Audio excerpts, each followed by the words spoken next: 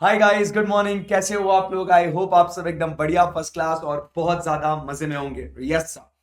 दोस्तों, अभी हम लोग बहुत आगे आ चुके हैं इस चैप्टर को लेके, और अब जो है हम लोग आगे बढ़ते हैं और बात करते हैं about the next topic in this particular chapter. वो क्या है? इमर्जिंग टेक्नोलॉजीज इन ऑडिट। तो नई नई टेक्नोलॉजीज के बारे में हम लोग अभी बातचीत करेंगे और उसका ऑडिट में किस हिसाब से इस्तेमाल होगा। चलिए इसके बारे में बातचीत करते हैं। Are you guys ready? Yes sir. चलिए। सो बेसिक है, जनरल, एकदम बस इंफॉर्मेटिव टॉपिक है ये। आराम से इसको हम लोग डिस्कस करेंगे, पढ़ेंगे। काफी मजा आएगा इसको डिस्कस करने के लिए। ठीक है, चलो। So let's start. Okay. So emerging technologies are altering the financial reporting substantially, right?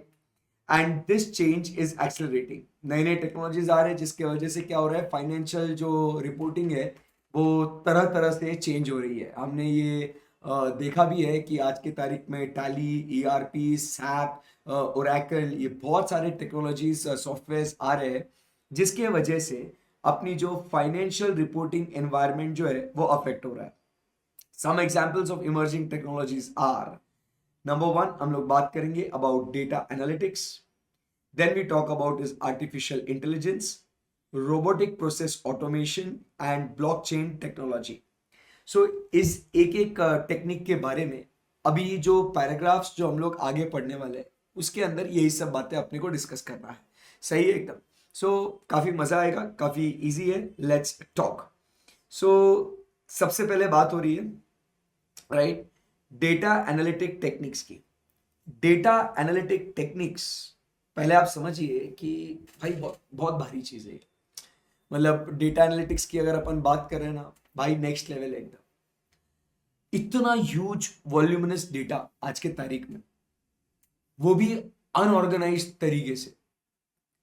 बड़े बड़े ऑर्गेनाइजेशंस को अगर इतना डेटा, डेटा मतलब सोचते हो ना, रॉ फैक्ट्स, बराबर है। वेंडर्स के बारे में बात करेंगे, बराबर, there is a list of vendors या लिस्ट ऑफ रिलेटेड पार्टीज बोल, या ग्रुप्स के बारे में जो उनके ग्रुप कंपनीज होती है। इमेजिन करो भाई, रिलायंस, टाटा, ये जो कंपनीज है इनके ग्रुप्स के बारे में बात करो। सो अपने को रिलेटेड पार्टीज, ग्रुप बैलेंसेस, बराबर, इतना ह्यूज डेटा, उसको अपने को स्टडी करना है और उससे मीनिंगफुल कंक्लूजन्स निकालना है। It is not possible, practically it is not possible. And more over अपन जब उसको चेक भी करते हैं तो मैन्युअली क्या होता है, हम लोग इसको सैम्पलिंग बेसिस पे कर लेते हैं, because it is impossible, it is inhuman कि हम लोग क्या कर सके उसको, कि मैन्युअली इतना ह्यूज वॉल्यूमिनस डेटा हम लोग इसको चेक करें। सही है एकदम। Yes sir. सो क्या बोलना चाह रहा हूं मैं कि ये जब बातें होती है ना, तो यहाँ पे इसको ऑडिट में से हम लोग कैसे करें, तो भाई इसके लिए अलग अलग डेटा एनालिटिक टूल्स होते हैं। और डेटा एनालिटिक टूल्स के माध्यम से मैं बताऊं आपको, 100% इंफॉर्मेशन जो है हम लोग उसको स्क्रूटिनाइज कर सकते हैं। और हम लोग मतलब ये सिस्टम ही करेगा, सिस्टम पूरा एनालिसिस करेगा, मीनिंगफुल इंफॉर्मेशन निकालेगा, प्रॉब्लमेटिक एरियाज कहाँ है, क्या है, वो सब बताएगा। उसके बेसिस पे हम लोग कंक्लूजन्स ले सकते हैं। इतनी कमाल की चीज है। और आज की तारीख में जब हम लोग ऑडिट्स भी कर रहे हैं दोस्तों, तो ये चीजें यूज हो रही है आज के तारीख में। ठीक है। सो क्या लिखा हुआ है यहाँ पे, तो generating and preparing what, meaningful information from the raw system data using process tools and techniques is called as what, data analytics. So you prepare what, meaningful information। भाई इसको याद नहीं करना, ये पूरा का पूरा है ना लॉजिकली समझ में आना चाहिए। डेटा एनालिटिक्स क्या है भाई, ये रॉ डेटा है, उसको एनालाइज करना है। डेटा को एनालाइज करेगा तो क्या होगा, मीनिंगफुल इंफॉर्मेशन जनरेट होगी, और क्या होगा, बराबर है। ऑडिट एनालिटिक्स और audit data analytics involves analyzing large sets of data. क्या कर रहा है वो, it is analyzing what, large set of data, analyzing large set of data to find actionable insights, trend and draw conclusions and for informed decision making. So large set of data को analyze करेगा, so that what we can do is उस data का meaningful information बन के, meaningful information बनेगा। सो information के basis पे क्या करेगा बेटा तू, उस मीनिंगफुल इंफॉर्मेशन के बेसिस पे तो डिसीजन लेगा. Right. The use of audit analytics enables what? There is greater efficiency and more accurate findings from the review process. System को आप बता दो कि ये हमारा जो है ना, क्या बोलते हैं उसको, रिलेटेड पार्टीज का डेटा है. तो आप सिस्टम के अंदर, तू ऑडिट कर रहा, तो समझ बात को, सिस्टम के अंदर फीड कर दे, ये जो है ना, ये हमारे रिलेटेड पार्टीज है. सिस्टम के अंदर तू डाल दे कि हमारा जो प्राइस है ना ये है, या तो सिस्टम खुद ही तुम जिस प्राइस पे सेल करते हो रिलेटेड और नॉन रिलेटेड पार्टीज के साथ, उसको कैप्चर कर लेगा उसको, और बस एंटर प्रेस कर, सिस्टम चेक कर लेगा भाई कि वो सारे related party transactions arms length price पे हुए हैं या नहीं हुए. जहां तू एक एक ट्रांजैक्शन उसको डिटेल में चेक करने के लिए बैठा है, वो पॉसिबल अपने लिए नहीं है, बट सिस्टम जो है 1 सेकेंड में उसको पूरा एनालाइज करेगा और तुझे प्रॉब्लमेटिक एरियाज जो है वो तुझे बता देगा. और यहाँ पे उसने क्या बोला, ये आपको एक्शनेबल इंसाइट्स देगा. एक्शनेबल इंसाइट्स मतलब क्या बोल रहा है यहाँ पे, एक्शनेबल इंसाइट्स मतलब कि you can take action, you can take what corrective steps. बराबर, ऐसे उसके लिए इंसाइट्स देगा देखो. बराबर है, देखो ट्रेंड बताएगा, ट्रेंड मतलब पैटर्न बताएगा देखो. Draw conclusions and make what informed decisions. ये सब कौन पॉसिबल कर सकता है, डेटा एनालिटिक टूल्स कर सकता है. ऑडिट में यूज करते हैं लोग इसको. बराबर. As a result the business will be able to create strategies based on verifiable data. We can create what strategies based on the verifiable data and professional assumptions, and auditors can improve what the audit quality. So ये businessman के लिए क्या फायदा है और अपने लिए क्या फायदा है. businessman भी यूज करेगा एनालिटिक टूल्स और अपने डिसीजंस वो हिसाब से लेगा.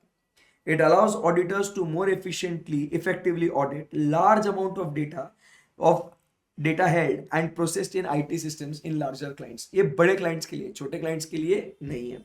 So that is what is data analytics. So ये क्या करेगा आपको, ये आपके लिए डिस्कवर करेगा और पैटर्न्स को एनालाइज करेगा.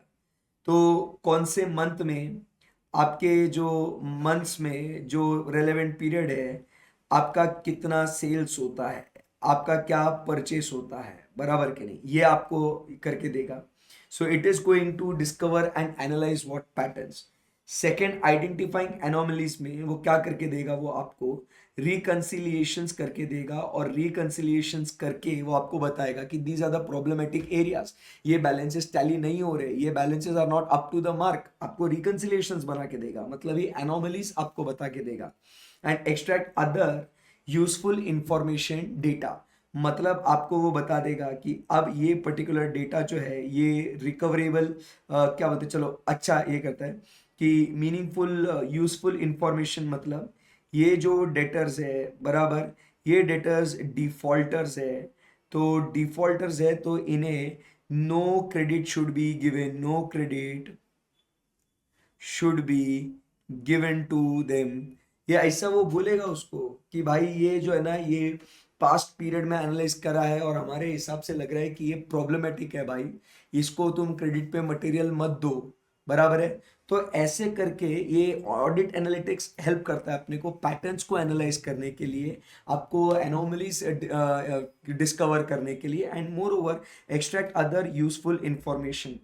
The data analytic tools in audit is called as what? Computer assisted audit techniques, which is called as what? The CAT tools. CAAT, computer assisted audit techniques. जैसे अभी क्या हो रहा है कि जो धंधा करने का तरीका है वो ऑनलाइन हो गया है, वो हम लोग इंफॉर्मेशन टेक्नोलॉजी के बेसिस पे यूज कर रहे हैं. तो ऐसे ही क्या हो रहा है दोस्त, आप समझने की कोशिश कीजिए. अगर सिस्टम्स के बेसिस पे बिजनेस हो रहा है तो सिस्टम्स को ही यूज करना पड़ेगा ऑडिट करने के लिए. तो सिस्टम की सहायता हम लोग यूज करेंगे, that is computer assisted audit techniques को हम लोग यूज करेंगे. It involves use of what? Multiple data analytical tools और विजुअलाइजेशन टूल्स. बराबर है. It involves data analytical tools or visualization tools that can help the auditor to deep dive into the problem statement and hence increase the audit quality. Problematic areas तुम तुरंत find out कर सकते हो, उसको investigate करो, आपको problem solve, quality of audit increases next level. This also minimises scope of missing out on की attributes. मतलब हम लोग सैंपल बेसिस पे नहीं करते, 100% करते हैं. Auditor performing audit analytics can make use of various applications and tools that help them to analyze large sets of data and get a better audit quality. So यहाँ पे आपको समझ में आया कि हम लोग किस चीज के बारे में बात कर रहे हैं. सो बेटा डेटा एनालिटिक टेक्निक्स मतलब क्या करता है, लार्ज सेट ऑफ डेटा को एनालाइज करता है. वो large set of data analyse होने के बाद उससे मीनिंगफुल इंफॉर्मेशन जनरेट होती है. वो मीनिंगफुल इंफॉर्मेशन से हम लोग पैटर्न्स को आइडेंटिफाई कर सकते हैं, ट्रेंड्स पता कर सकते हैं, या हम लोग कुछ एक्शनेबल इंसाइट्स अपने को मिलेगा कि क्या मेजर अपन ने लेना चाहिए, उसके हिसाब से हम लोग डिसीजंस लेंगे. राइट उसके बाद ये बिजनेस को भी हेल्प करेगा, ऑडिटर्स को भी हेल्प करेगा. और वो कैसे हेल्प करेगा, तो हम लोग को जो है एनोमलीज है वो फाइंड आउट करने को होगा, पैटर्न्स जो है वो समझ में आएगा. और लास्ट में वो क्या कहता है कि कोई अदर यूजफुल इंफॉर्मेशन भी हम लोग इससे निकाल सकते हैं. कैट टूल्स ये हम लोग यूज करते हैं इसके लिए. राइट फटाफट इसके बारे में आप फिर से एक बार रीड कर लीजिएगा. फिर उसके बाद हम लोग बात करेंगे अलग अलग जो टूल्स है, ACL, Alteryx, फिर उसके बाद power BI, then we talk about is CaseWare. ये जो है ये 4 अलग अलग टूल्स है जो आते हैं किसके अंदर, डेटा एनालिटिक्स के अंदर, कैट टूल्स के अंदर आते हैं. सो ये 4 जो है ये कैट टूल्स के एग्जाम्पल्स है, वो अपने को स्टडी करना है. चलो फटाफट रीड करना, अच्छे से एग्जाम में लिखना है, उसके हिसाब से रीड करना है.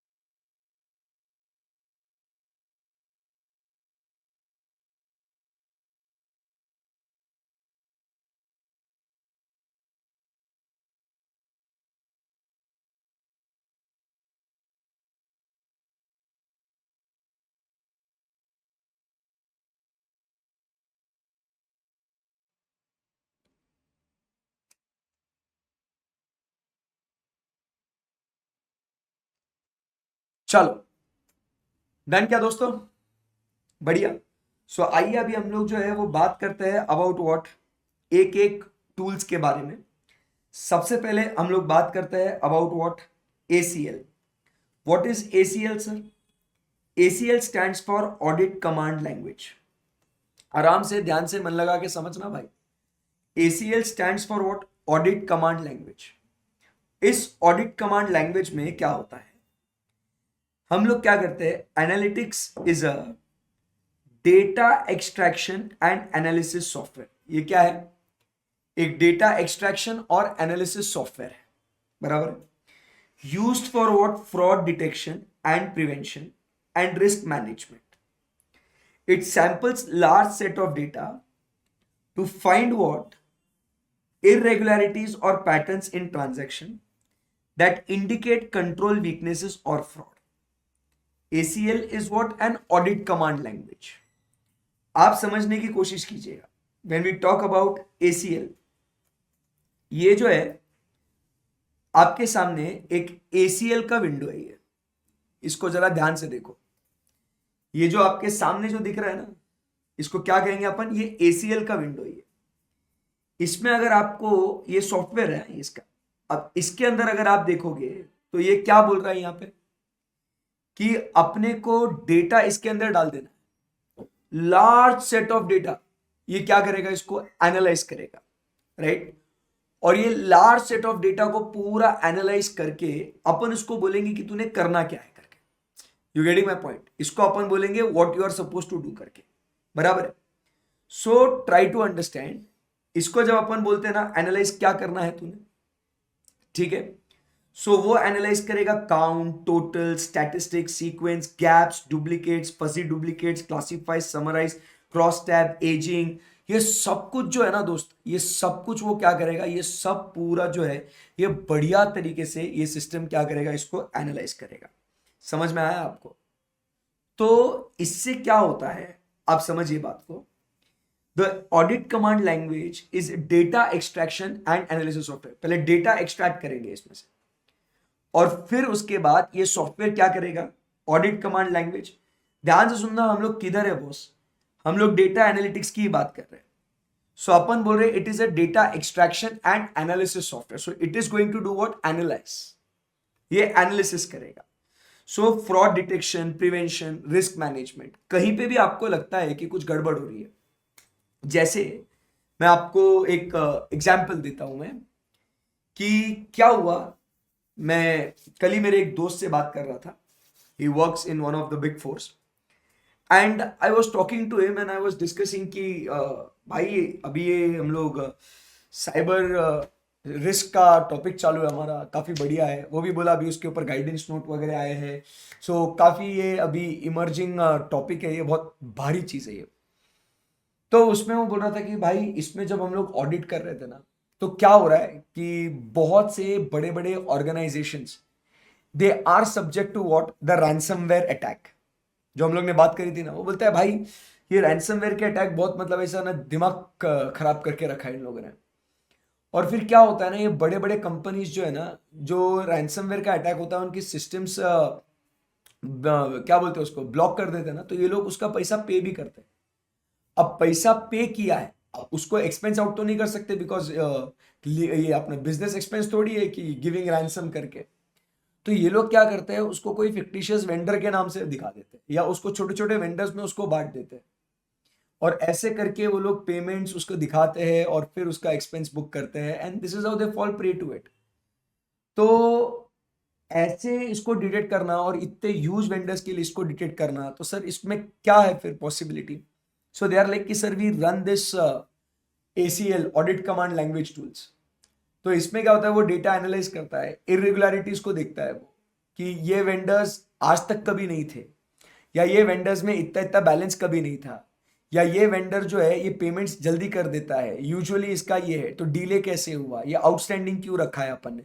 तो ऐसे अपन नए वेंडर्स जो अपन ने क्रिएट करे, उसको पेमेंट अपन यूजुअली जल्दी कर देते थे, या ऐसा वो पूरा सिस्टम एनालाइज करेगा और फिर वो इरेगुलरिटीज को सामने लेके आ जाता है। तो इससे फायदा क्या होता है, we are able to detect fraud और प्रिवेंट फ्रॉड, या हम लोग उस रिस्क को क्या कर सकते हैं, मैनेज भी कर सकते हैं। काफी बढ़िया चीज है। So that is what my dear friends is ACL, audit command language, जो डेटा को एक्सट्रैक्ट करता है और उसको एनालाइज करता है। सारे जो भी हम लोग अभी पढ़ने वाले हैं, इसी स्टाइल में, इसी थीम को लेके अलग अलग सॉफ्टवेयर है जो काम वही करते हैं जो अभी हम लोग बात कर रहे हैं। ठीक है, okay. So audit command language is use to do what, analyse and check complete set of data. ये क्या करता है, they analyse and check complete data sets to perform trial balance reconciliations during the audit. और सिर्फ trial balance नहीं, बहुत सारे रिकंसिलेशंस करके देते हैं। In such case scenarios, the entity provided the general ledger dump and system trial balance. Using ACL, the completeness of the data can be ensured. As the data set exceeded beyond the capacity of the Excel, and basic functions like record count, sum, pivoting can be performed within ACL, where Excel could not perform such access. Excel एक limited काम तक करेगा ना, MS Excel अपना, but ACL audit command language उससे बहुत आगे काम करेगा। आई बात समझ में? So that is the first, क्या बोलते हैं अपना CAT tool, that is ACL। Good, चलो आगे बढ़ते हैं। नेक्स्ट जो है दोस्तों, अपन बात कर रहे हैं अबाउट व्हाट, अल्ट्रिक्स। क्या है दूसरा सॉफ्टवेयर जो है अभी, वो क्या करता है, अल्ट्रिक्स। ध्यान से सुनना, अल्ट्रिक्स की अगर बात करें दोस्तों, सो ये अल्ट्रिक्स का एक बेसिक जो है, हम लोग यहाँ पे क्या कर रहे हैं, एक प्रेजेंटेशन हम लोग रख रहे हैं। सो ध्यान से सुनिएगा अल्ट्रिक्स क्या कर रहा है। एवरीबडी कॉन्सेंट्रेट, एक सेकेंड।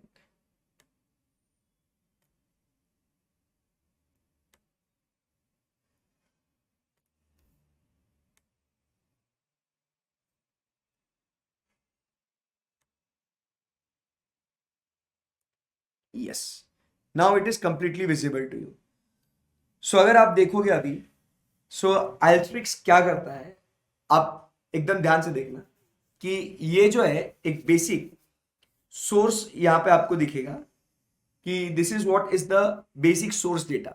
जो ये तीन पॉइंटर्स आपको दिख रहे हैं ना, तो ये बेसिक क्या है, ये बेसिक सोर्स डेटा ही है, ठीक है। और वो बेसिक सोर्स डेटा ये हम लोग किधर डाल रहे हैं, ये हम लोग अल्ट्रिक्स में डाल रहे हैं। अब अल्ट्रिक्स ये ऐसा सॉफ्टवेयर है, ये क्या करता है, इस पूरे डेटा को क्लीन करता है, बराबर है। उसको वो क्या करता है, फिर ट्रांसफॉर्म करता है into what a meaningful information, और फिर उसको क्लीन एक्सेल या पावर बीआई जैसे अलग अलग टूल्स जो है उसके अंदर डालता है, कि जिससे हम लोग क्या कर सकते हैं, मीनिंगफुल अगेन इंफॉर्मेशन निकाल के डेटा को एनालाइज करके अपन अपने जो डिसीजंस है, वो डिसीजंस जो है अपन क्या कर सकते हैं, वो अलग अलग डिसीजंस जो है अपन ले सकते हैं। ऐसा उसके अंदर जो है ना ये बात हो रही है, क्लियर है एकदम। सो दिस इज व्हाट जो हम लोग बात कर रहे हैं दोस्तों, किसके बारे में, we are talking about is Alteryx. So अभी आप देखेंगे, समझेंगे, पढ़ेंगे इसको। So Alteryx is use to do what, focus करना, टू कंसोलिडेट फाइनेंशियल और ऑपरेशनल डेटा। क्या करा उसने, कंसोलिडेट किया फाइनेंशियल और ऑपरेशनल डेटा, जो अपना काम करने का जो डेटा होता है, operational data, how much raw material are we using, तो ये क्या करता है, कंसोलिडेट करता है। ये क्या करता है, इधर ये डेटा एक्सट्रैक्शन है और एनालिसिस सॉफ्टवेयर, ये क्या करता है, कंसोलिडेट करता है इस डेटा को।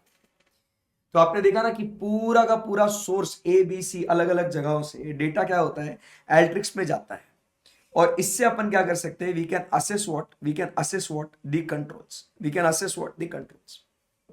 अभी एक रिसेंटली, अभी आप कुछ टाइम बाद आपको सुनने मिलेगा ये, कि अब इनकम टैक्स डिपार्टमेंट या जो भी फाइनेंस मिनिस्ट्री है, ये क्या करने वाली है, मैं आपको बताता हूं। एआई तो यूज कर ही रहे, हर जगह पे हम लोग एआई यूज कर रहे हैं। अब वो क्या करने वाला है सिस्टम, आपको समझाता हूं मैं, कि ये लोग जीएसटी, ये लोग इनकम टैक्स, प्रोविडेंट फंड, बराबर है कि नहीं, इनकम टैक्स, ये अलग अलग सारे पोर्टल्स को क्या करने वाले हैं, ये सब जगह से ये लोग क्या करने वाले, सिस्टम्स को अभी इंटीग्रेट करने वाले हैं। एक एक खुद ऐसा एक सॉफ्टवेयर बनाएंगे ये लोग, कंसोलिडेट करेगा, और फिर क्या करेगा, सब जगह से ये डेटा इकट्ठा करने के बाद आपने जीएसटी का टर्नओवर, एक्साइज का टर्नओवर, आपने टीडीएस कितना किसका काटा है, वो पूरा सिस्टम ये क्या करेगा, डेटा को कंसोलिडेट करेगा, और वो सब जगह से अगर मैच हो गया तो बेस्ट है, नहीं तो फिर आप समझते हो, काफी होशियार हो आप।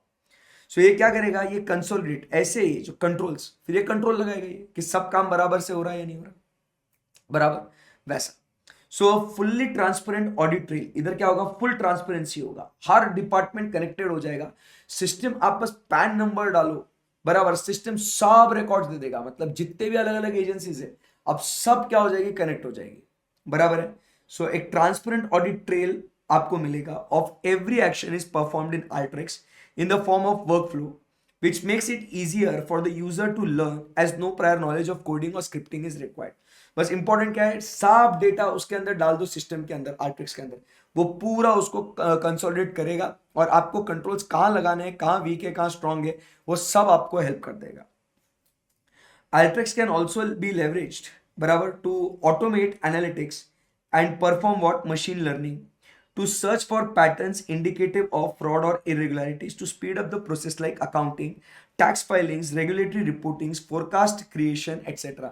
मतलब अगर आपको सेल्स फोरकास्ट भी करना है, बराबर, कि लास्ट कितने पीरियड्स का डेटा आप उसके डालोगे, ये पूरा सिस्टम ये पूरा सीख जाएगा मशीन लर्निंग, और ये आपको इनसाइट्स भी देगा। It can also be use to automate the set procedures. Automate the set procedures मतलब क्या है, कि जो आपके रूटीन प्रोसीजर्स है, जो रोज का काम है आपका, जैसे कि अगर अपन बात करें, रिकंसिलिएशन करना है, कंसोलिडेशन करना है, होल्डिंग सब्सिडरी के accounts, bank balance reconciliation, group के अकाउंट्स रिकंसिलिएशन, होल्डिंग सब्सिडरी, मतलब जो अपने ग्रुप बैलेंसेस होते हैं ना, I owe you something, you owe me something, फिर अपना group balances, payment receipts in between the groups, तो जो नॉक ऑफ होते हैं, तो वो सब कुछ रिकंसिलिएशन ये सिस्टम्स आपको करके देगा, because those are the set procedures. Set procedures मतलब क्या कहते हैं अपन, ये अपना रोज का काम है, this is what is the routine work that we are doing, बराबर कि नहीं? System integration, continuous audits. Continuous audit मतलब जो अपन बोलते हैं कॉन्करेंट ऑडिट्स जो चालू रहते हैं, सिस्टम कंटिन्यूसली चेक करते रहेगा। सो ये जो काम है ये Alteryx आपको करके देगा, right? So Alteryx is used for logistics organization to recompute revenue entries recorded in the system to match with the financials that showcased the expected revenue turnover. So कितना forecasted है versus actual है ये करके देगा। Due to Alteryx processing speed and ease of implementation functions, auditor could perform recomputation for all the transactions. Entry and noted that the revenue was being understated as the expected revenue. तो ये फायदा है उसका. This was due to the fact that the addendum between the logistic company and the client was not revised in the system and old versions of rate were used to compute the revenue. So ये reasons भी आपको बताएगा. ये reason भी आपको बताएगा कि क्यों आपको कम रेवेन्यू. आपको समझा कि ये केस स्टडी क्या है? किसी मैं अकेले पढ़ रहा हूँ ये? अरे भाई, ये लॉजिस्टिक्स ऑर्गेनाइजेशन में ये क्या बोल रहा है, क्या काम किया उसने कि जो रेवेन्यू एंट्रीज है वो रेवेन्यू एंट्रीज को रिकम्प्यूट किया उसने, और उसमें क्या डिस्कवर हुआ, शोकेस मतलब डिस्कवर हुआ कि एक्सपेक्टेड रेवेन्यू जो है वो किससे मैच नहीं हो रहा है, रिकॉर्डेड मैच टू द, वो मैच नहीं हो रहा है वो उसको, बराबर है. सो अपन एक ऑडिट प्रोसीजर परफॉर्म करते हैं ना, रिकम्प्यूटेशन, तो एक्सपेक्टेड रेवेन्यूज से एक्चुअल रेवेन्यूज उसने कंपेयर किया और वो देख रहा है कि ये मैच नहीं हो रहा है. तो अब मैच क्यों नहीं हो रहा है, तो उसका रीजन भी ये Alteryx सॉफ्टवेयर क्या करके देगा, आपको रीजन भी देगा. वो क्या बोलेगा, न्यू और ओल्ड रेट्स में rates were used to compute the revenue. Old version, old rates, the rates were what not revised in the system and old version of rates were used. उस वजह से क्या हुआ, डिफरेंसेस अपने को मिले. Alteryx helped in analyzing and recomputing the huge set of data. तो logistics company में जो रेवेन्यू डिफरेंसेस आ रहे थे वो क्यों आ रहे थे, ये Alteryx सॉफ्टवेयर जो है ये इसने कंप्यूट करके दिया, राइट? काफी बढ़िया है. सो चलिए अब ये दो जो सॉफ्टवेयर के बारे में हमने बातचीत करी, विद इन अ मिनट मस्त आराम से इसको पढ़ना. Alteryx और ACL में क्या काम हुआ वो समझ में आया आपको? सो ACL आपको क्या करके देगा, आपको डेटा एक्सट्रैक्ट करके देगा और उससे एनालाइज करके आपको फ्रॉड्स, इरेगुलरिटीज, रिस्क मैनेजमेंट ही हेल्प करेगा. Alteryx से डेटा को कंसोलिडेट करेगा, कंसोलिडेट करके आपको क्या करेगा, मीनिंगफुल इंफॉर्मेशन जनरेट करके देगा. चलो रीड.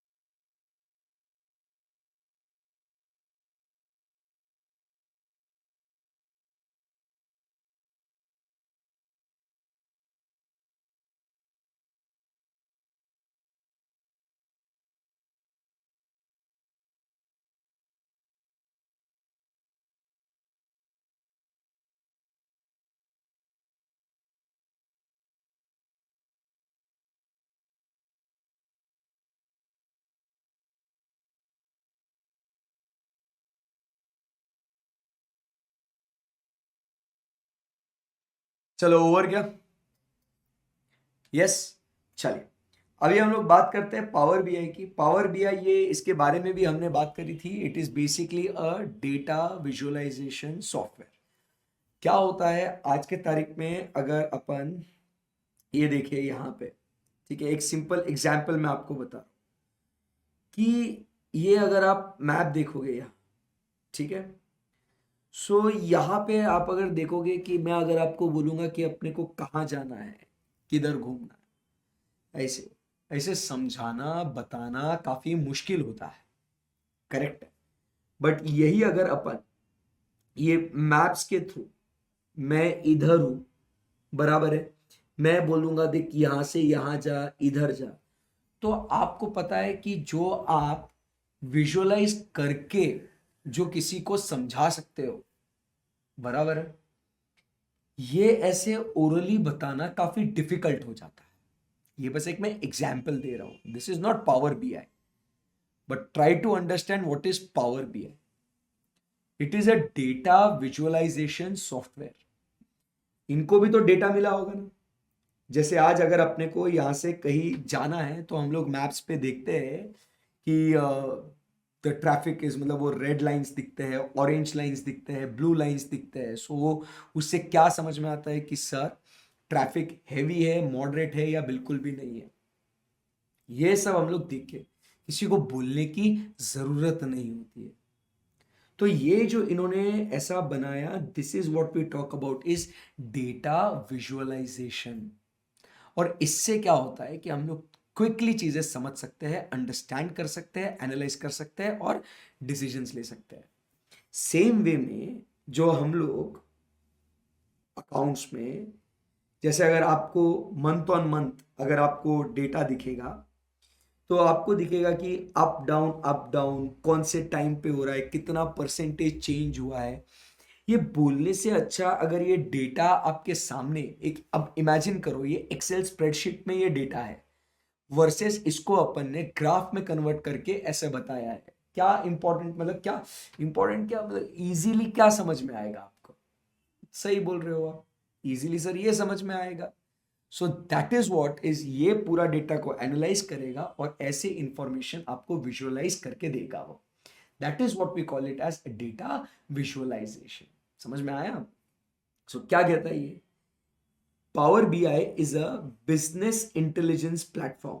बीआई का फुल फॉर्म क्या है? Business intelligence platform.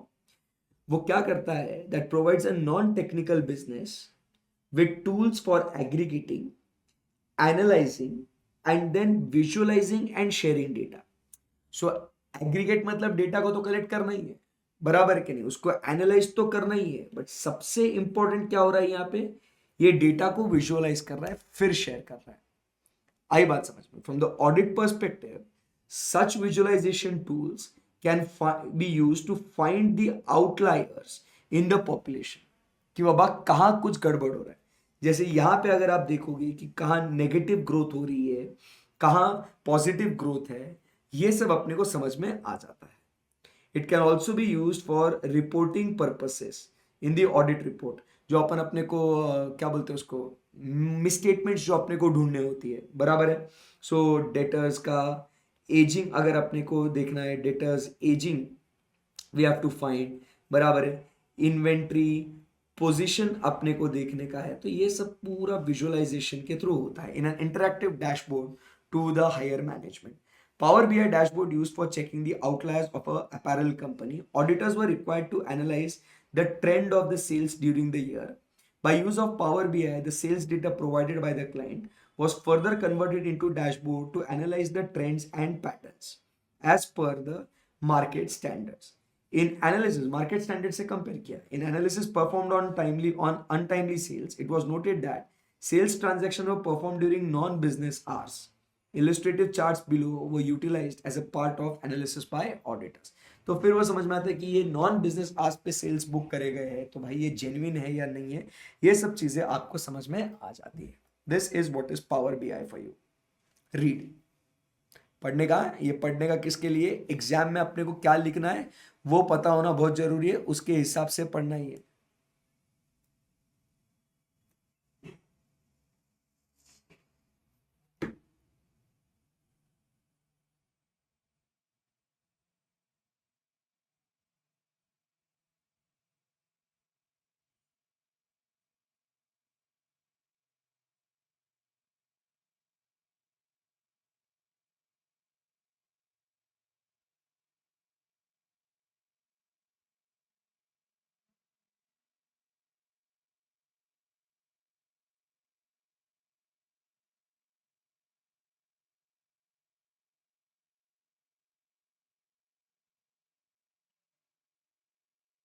ओके, चल अभी आगे बढ़ते हैं केसवेयर। अभी केसवेयर क्या है? ये भी एक डेटा एनालिटिक्स सॉफ्टवेयर है, बट ये डेटा एनालिसिस सॉफ्टवेयर क्या करता है? ये हेल्प करता है conducting the audit and assurance engagement quickly, accurately and consistently. It shares analytical insights. ये क्या प्रोवाइड करता है आपको? Analytical insights which help in taking better informed decisions. जब ये एनालिसिस करता है ना, तो ये खुद आपको क्या करता है? अपडेट करता है कि इसमें क्या हो सकता है करके, बराबर है। वो इंडिकेट करेगा कि पर्टिकुलर डेट इज बैड, बराबर है। वो बताएगा कि ये जो स्टॉक है ये ऑब्सोलीट हो चुका है, एक्सपायर्ड हो चुका है, आउटडेटेड हो चुका है। ये सब आपको एनालिटिकल इंसाइट्स जो है ये प्रोवाइड करेगा कि प्रोडक्ट जो है वो अभी भी अच्छा है, एक्सपायर्ड है क्या नहीं है, बराबर। तो वो एनालिटिकल इंसाइट्स आपको प्रोवाइड करेगा which help in taking better informed decisions. It helps streamlining process and eliminating the routine task. Used by accounting firms, government and corporations worldwide, this trusted platform integrates everything you need to conduct assurance report engagement. ये क्या करता है? पूरा insights मस्त provide करता है। Caseware provides solutions to build accounting software which turns any document, including financial statement, into a cost-effective client-ready report. पूरा report बना के दे देगा ये कोई भी चीज के ऊपर। Cost effective client ready report. It automatically links to client data and securely communicate with the client in real time. Regardless of location, all authorized users have access to same documents. Consistency of data is ensured. Refer the screenshot below. कैसे क्या किया है आपके notes में, आप ये देखना है इसको। क्लियर है? सही है। अभी यहां से आगे बढ़ते हैं नेक्स्ट। सो ये फर्स्ट पॉइंट अपना जो है डेटा एनालिटिक्स, ये समझ में आया आपको? तो कौन से 4 डेटा एनालिटिक्स टूल्स हैं? सबसे पहले ACL, audit command language, then Alteryx, then उसके बाद हमने बात करी अबाउट पावर BI, एंड उसके बाद हमने चर्चा करी अबाउट अभी जो पढ़ा केसवेयर। Very simple. चलिए अभी आगे बढ़ते हैं। Next point, automated tools in audit. So simple एकदम ऑटोमेटेड टूल्स की बात करें, so enterprises are adopting emerging technologies at a rapid pace to create synergies and harness the latest technologies. Create synergies and harness the latest technologies. Synergy मतलब क्या है? कि एक आपको फायदा मिलेगा उसका और आप इससे बेनिफिट्स जो है वो आप ग्रैब कर सकते हो। इसके अंदर क्या क्या आता है? RPA, blockchain, machine learning, Internet of Things, Artificial Intelligence are the prime examples of what automation. इसके बारे में अभी आगे हम लोग पढ़ने वाले। जैसे वो डेटा एनालिटिक्स के 4 सॉफ्टवेयर के बारे में हमने पढ़ा, वैसे अभी इसके बारे में हम लोग पढ़ेंगे। सो automation and use of technology often requires auditors to understand and perform procedures on larger group of systems that produce information relevant to the production of financial statements. So we study what? Larger group of systems that produce information for the purpose of financial statements. Based on management's and auditors' independent risk assessment, the audit scope may need to include peripheral systems as well as testing the general IT and application controls. तो ये सब हम लोग test करेंगे तो आपको समझ में आ जाएगा कि ये बेसिकली हम लोग बात क्या कर रहे हैं। We'll come back to this paragraph again once you understand this. Now we talk about is Internet of Things. What is this Internet of Things? Internet of Things मतलब क्या होता है कि आज की तारीख में आप बस सोचिए, इतनी सारी चीजें ये किससे कनेक्टेड है? ये इंटरनेट से कनेक्टेड है। कितनी सारी चीजें आप आपके घर में सिर्फ आजू बाजू आप घूमो और देखो तो कितनी सारी चीजें आज के तारीख में ये इंटरनेट से कनेक्टेड है। जो हम लोग बोलते हैं ना, आज के तारीख में हम लोग को अपना घर जो बनाना है वो स्मार्ट होम बनाना है। हमारा ऑफिस जो है हम लोग को स्मार्ट ऑफिस बनाना है। तो क्या होता है? आज एग्जाम्पल मैं आपको देता हूं, अब यकीन नहीं मानोगे। कार जो है वो इंटरनेट से कनेक्टेड है। The car is connected through what? Internet. My vehicle मेरी MG हेक्टर, ये मेरे फोन से कनेक्टेड है। मैं आपको अगर उसका स्क्रीनशॉट शेयर करता हूँ तो आपको बताता हूँ मैं कि my vehicle is connected with what, internet.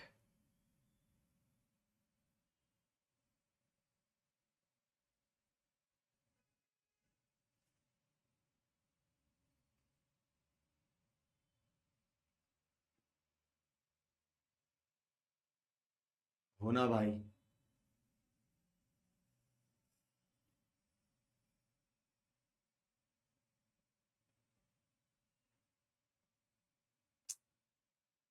ओहो, ठीक है, वो अनबाइंड हो गई थी कार, उसको बाइंड करना पड़ेगा। ठीक है,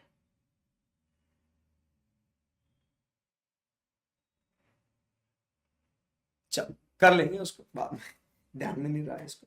सो बट ठीक है, एनी विच,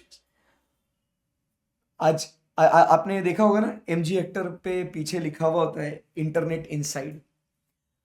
कार्स ही नहीं तो आज आपका टीवी जो है वो इंटरनेट से कनेक्टेड है, आपके घर में एलेक्सा है, आपके मोबाइल फोन में गूगल है, ओके गूगल, या सीरी है, या हम लोग क्या कहते हैं, वो तो आर्टिफिशियल इंटेलिजेंस हो गया, सीरी और ओके गूगल। एलेक्सा है, म्यूजिक सिस्टम्स है, आज के तारीख में कॉफ़ी मशीन्स है, वॉशिंग मशीन है, कॉफ़ी मेकर्स है, ये लाइट्स, फैन है, ये सब जो है ना दोस्त, ये सब जो है ये इंटरनेट से चलते हैं। समझ में आया आपको? इससे बिजनेस जो है ना, इससे बिजनेस में सर मेरी कार, सर मेरे वॉशिंग मशीन, मेरा फ्रिज इंटरनेट से कनेक्ट होने से मेरे बिजनेस में क्या क्या फर्क पड़ रहा है।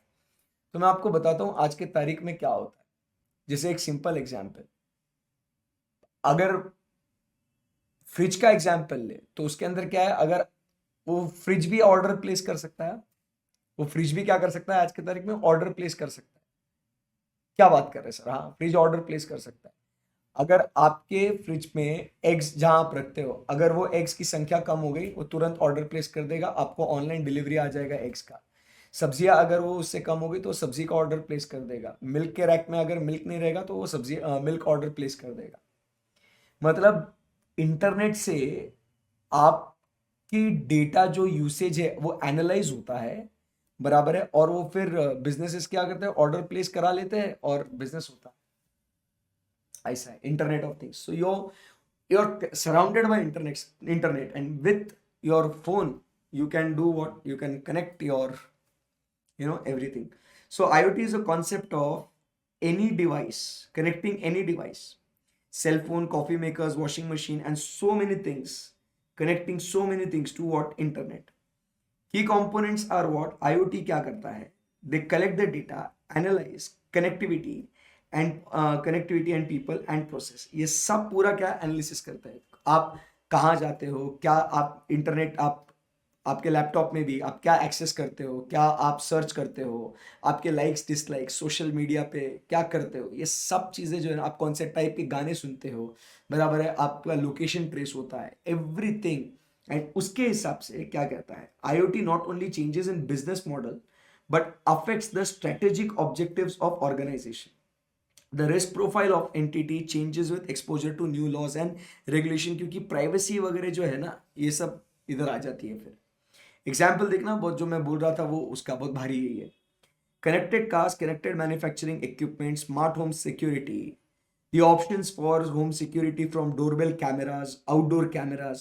Users can view video feeds when they are away from home, or data from machines can be used to predict whether equipment will break down, given manufacturers advanced warning to prevent long stretches or downtime. आपको automatically signals आ जाएंगे।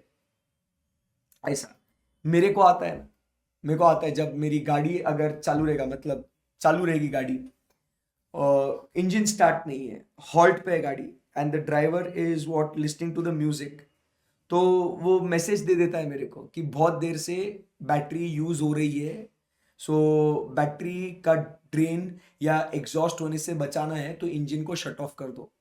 तो ऐसा message आता है, तो इससे क्या battery life जो है वो बढ़ जाती है। समझ में आया आपको? तो ऐसे पॉपअप मैसेजेस आते हैं, एडवांस वार्निंग्स आपको मिलती है।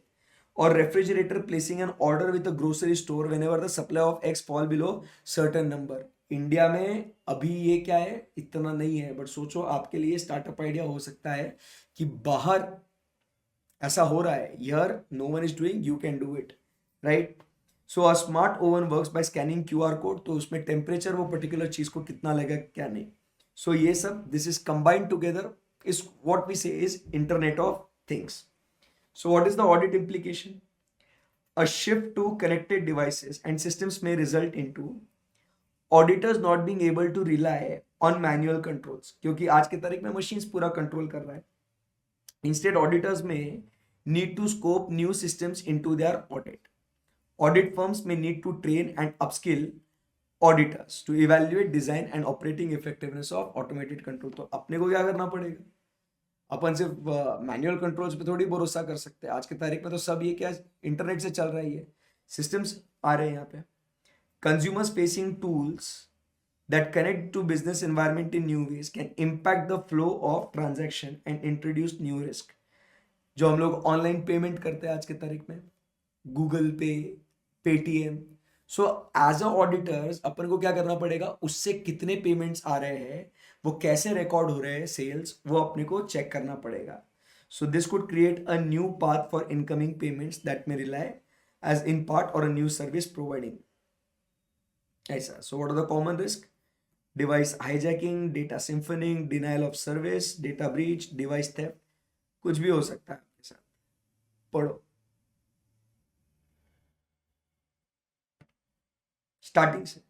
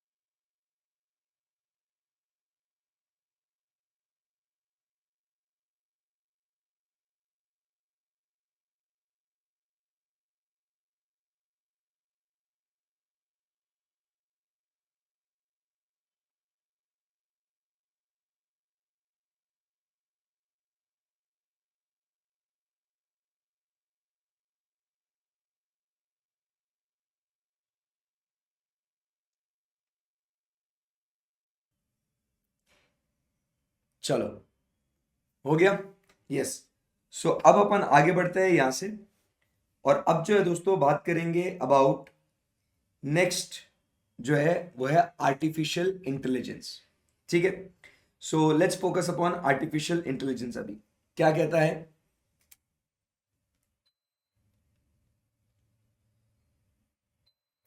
So when we talk about artificial intelligence, right, AI आज की तारीख में तो हम सब जानते हैं, इसको समझते हैं बहुत अच्छे से. तो आर्टिफिशियल इंटेलिजेंस की जो हम लोग बात करते हैं आज, अपने को ये सीरी, गूगल या ये चैट जीपीटी, ये क्या है? ये आर्टिफिशियल इंटेलिजेंस है, right? So it is a system that machine that can think and learn. Recently Google ने भी अभी मिनिमल करके कुछ ऐसा गूगल ने भी लॉन्च किया है, बराबर है.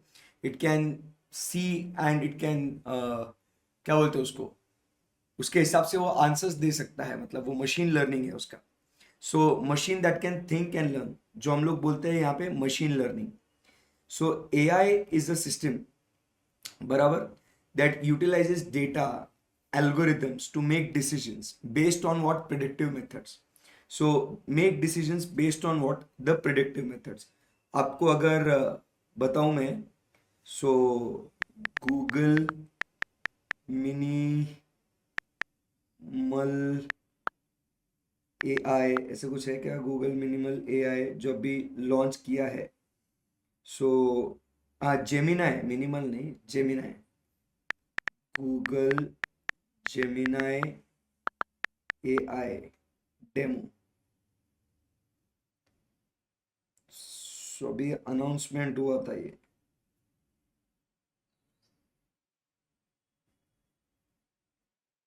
Ease Metro presents Winter Carnival Sale. Dive into winter getaway deals starting from Generation Foundation to score more than 9 इसको नहीं सुनना है बे.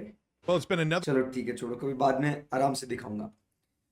सो ये जो है, क्या देखते हैं यहाँ पे? So it is going to make what decisions of what the predictive methods. Complex algorithms are developed to propose decisions based on the pattern. आजकल आप लोगों ने चैट जीपीटी भी आपने यूज करा होगा.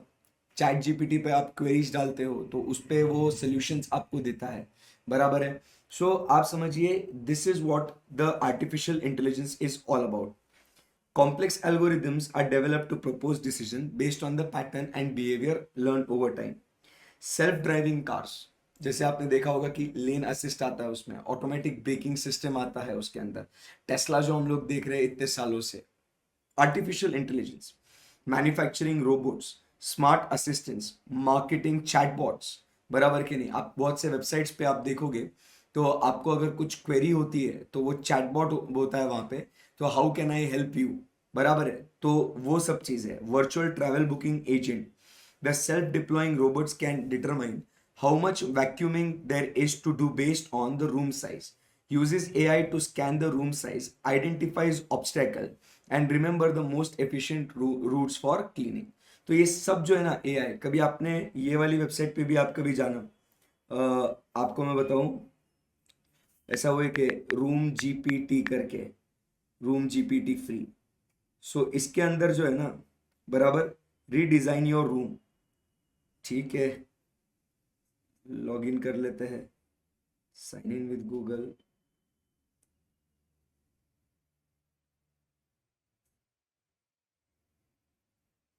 अभी ये जो है ना, upload an image, take photo और वीडियो. अभी मैं जहाँ पे इस मेरे स्टूडियो में हूँ, सो यहाँ पे इसका जो है एक फोटो ले लेता हूँ मैं इसका. ठीक है, इसका फोटो मैंने यूज कर लिया. अब देखना, ये अपलोड हो गई क्या image? Select room, living room, upload हो गई. रेंडर डिजाइन्स,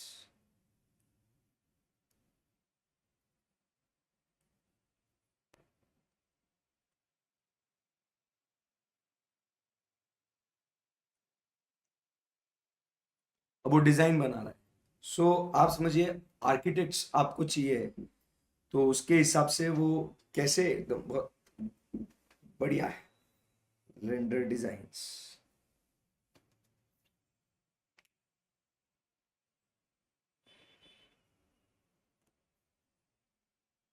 सो ऐसा कुछ, ये जो डिजाइन है ना, ये ऐसा जो सामने सोफा दिख रहा था तो उसको वो बोल रहा है तुम ऐसे इस रूम को डिजाइन कर सकते हो करके ऐसे.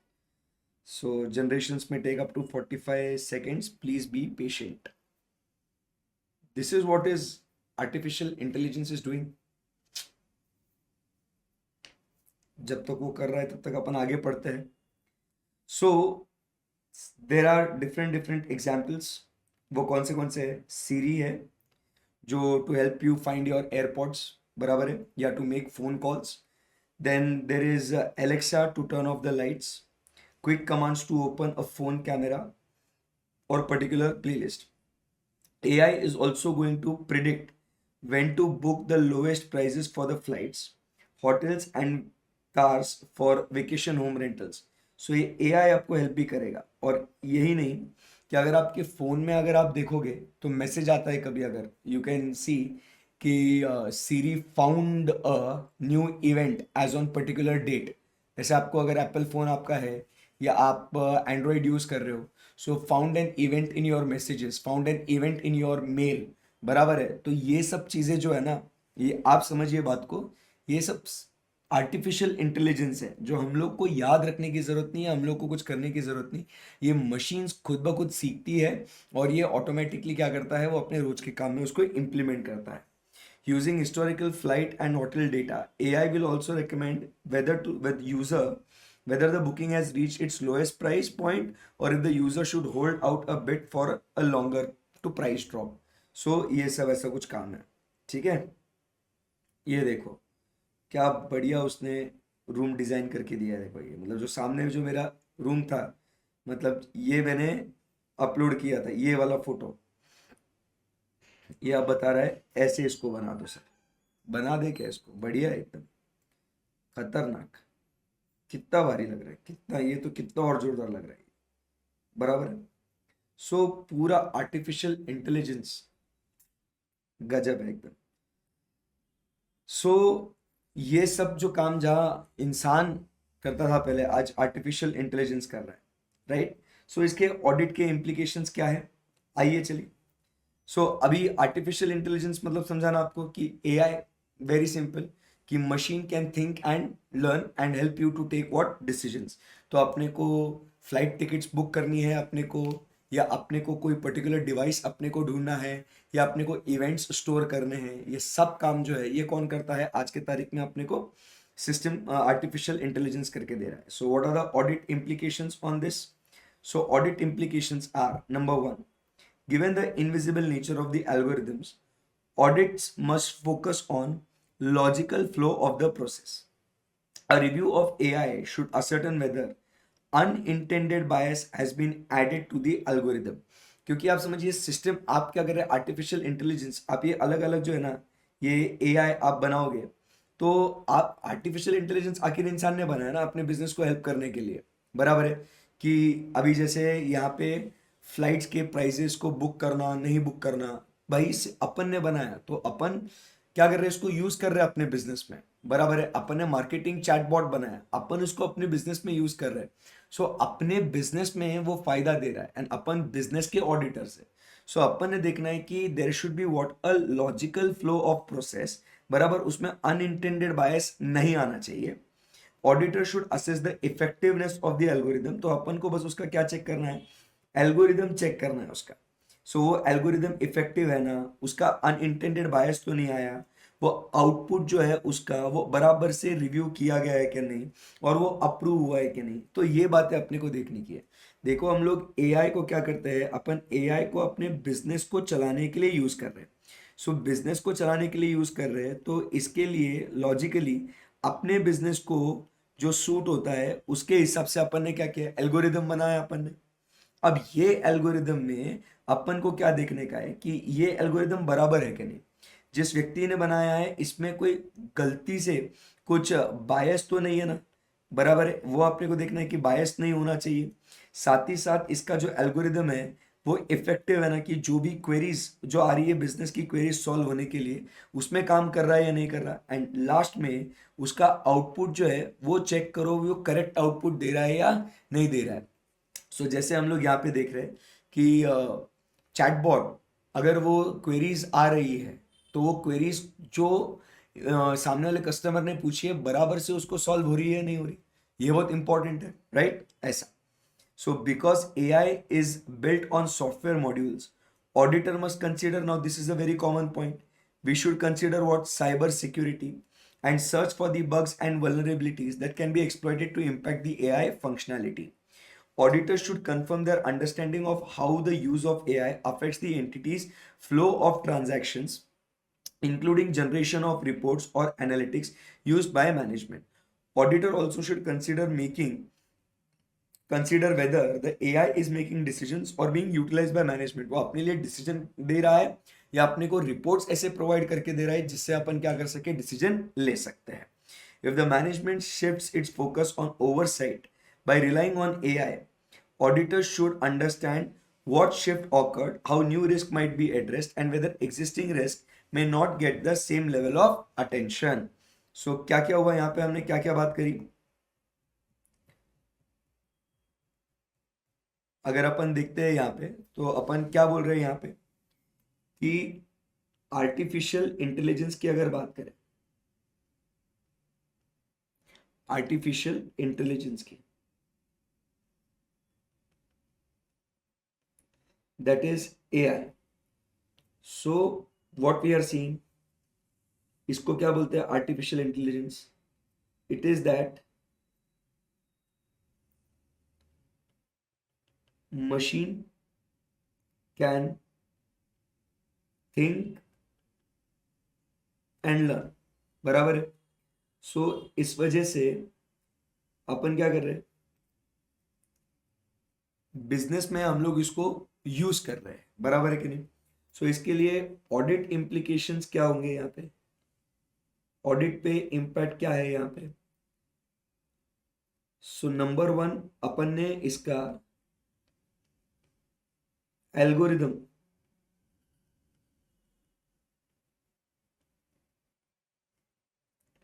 स्टडी करना चाहिए. सेकंड, नो अनइंटेंडेड बायस होना चाहिए. तीसरा, वो एल्गोरिदम जो है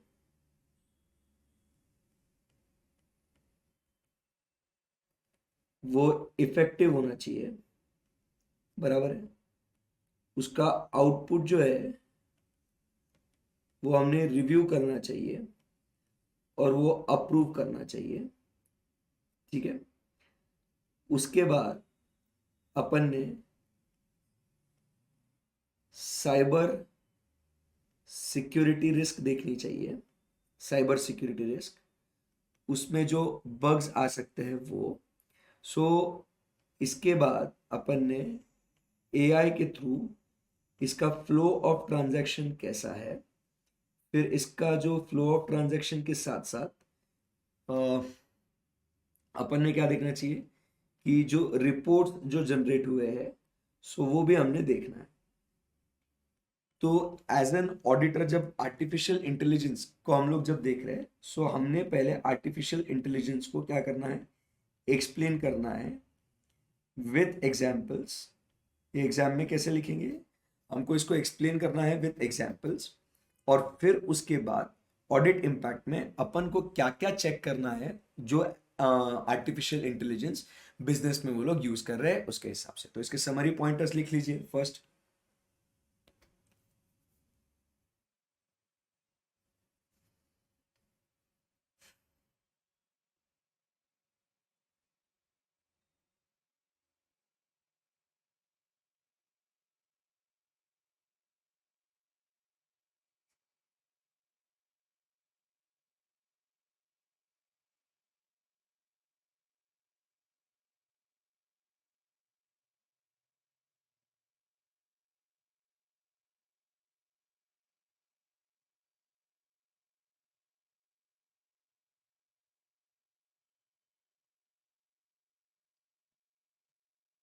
चलो चलो चलो, last 30 seconds.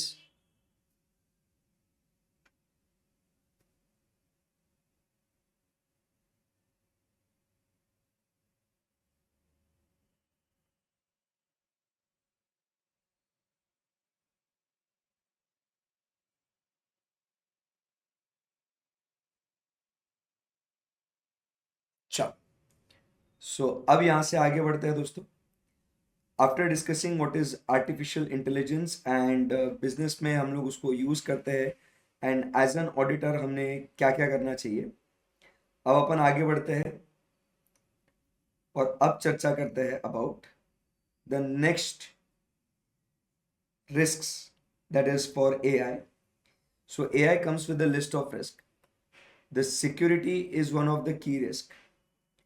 The more data the system uses from more sources, the more entry points and connections are formed, and the greater the potential risks.